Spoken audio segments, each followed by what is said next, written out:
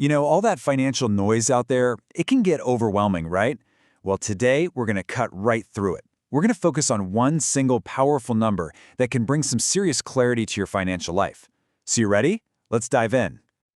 So you're doing all the right things, right? You're putting money away, you're tackling that credit card debt, maybe your 401k is looking a little better. But at the end of the day, are you really getting ahead? It's so hard to tell for sure, isn't it?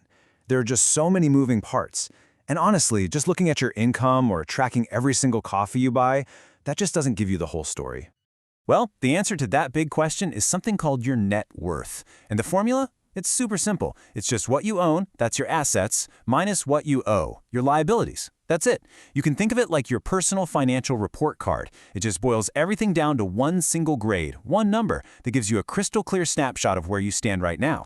And that one number becomes your financial compass. Seriously, you can forget about stressing over the daily ups and downs of the stock market or agonizing over every little expense. Because when you track your net worth, say once a month, you get to see if your big picture plan, your saving, your investing, your debt payoff, if all that stuff is actually working to build real long-term wealth. Okay, so you're probably thinking, this sounds great, but how do I actually do it without buying some expensive software? Good question.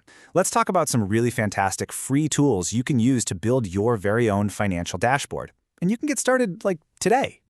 When it comes to tracking, there are really two main camps. On one side, you've got spreadsheets. This is for you if you want total control and maximum privacy. You build it, you update it. On the other side, you've got these things called aggregator apps, which are all about total automation and convenience.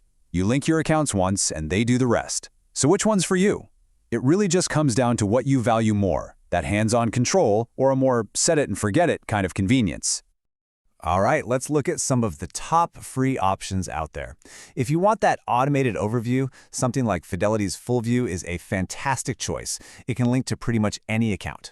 Now, if you're in the manual control camp, you can't go wrong with a simple Google Sheets template. It works perfectly. But a really popular and honestly powerful strategy is to kind of mix the two.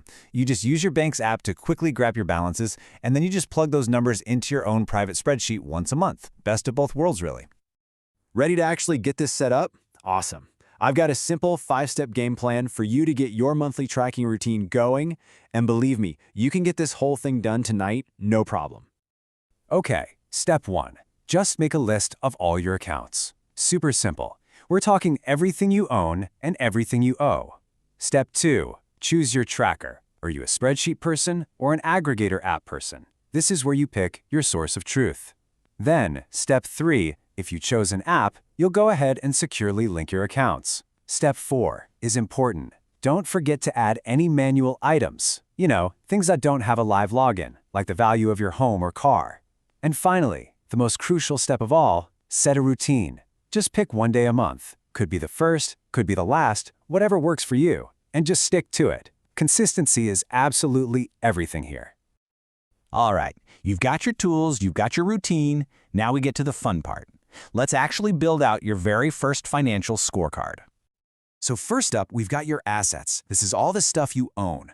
We're talking about the cash you have in checking and savings accounts, including any high-yield savings accounts. Then you've got your investments, your 401k, IRAs, any brokerage accounts. And of course, you'll want to include things like the equity in your home and maybe even crypto or business interests. Okay, and on the flip side of that equation, we have your liabilities. This is pretty straightforward. It's everything you owe. So that's going to be your credit card balances, student loans, car loans, your mortgage, and any other personal loans you might have kicking around. So here's what it looks like when you put it all together in a really simple scorecard. You can see we've got the assets up top, the liabilities down below, and you can just clearly see the totals for each. This makes it so easy to get a quick read on exactly where you stand, and, more importantly, to track how things are changing over time. So you just do the math. You take your total assets, which in this example is 35 grand, and you subtract your total liabilities, which are 17,000, and that gives you your final number, $18,000. This is the hero of the whole scorecard. This is the one number you're going to track month after month to watch your financial story unfold. Okay, so you're all set up and ready to rock. But look, tracking is a long-term game, right? So how do you stay motivated? And maybe more importantly, how do you keep all this information safe? Let's get into some pro tips for the journey ahead. Okay, this is a big one. Please, please do not get discouraged if your net worth is negative when you first calculate it. So many people start out with a lot of debt from student loans or a mortgage, and that is 100% okay. Trust me, watching that number climb up from the red and get closer and closer to zero, that can be one of the most powerful motivators you'll ever have. So here's your winning strategy. First off, focus on the long-term trend. Don't sweat the small stuff. If the market has a bad month, just remember that all your progress with saving and paying down debt still counts. Second, do not check this every day. It'll drive you crazy. Once a month, maybe once a quarter is perfect. Third, and this is important, celebrate the wins, no matter how small they seem. And finally, please, don't compare your numbers to anyone else's. Your journey is your own, period. And of course, we've got to talk about security. How do you keep this data safe? Well, those aggregator apps are built for this. They use secure read-only access, which means they can see your balances, but they literally cannot move your money. No matter what you use, always have multi-factor authentication set up on your accounts. Never, ever share your passwords. And hey, if you want the absolute top-tier level of privacy, just stick with a manual spreadsheet. You're in total control.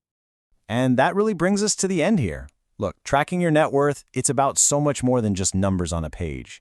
It's really about taking ownership of your financial story. It's about understanding exactly where you are today so you can be intentional about where you want to go tomorrow. So the real question to leave you with is this: your financial story is being written right now. What's the next chapter going to say?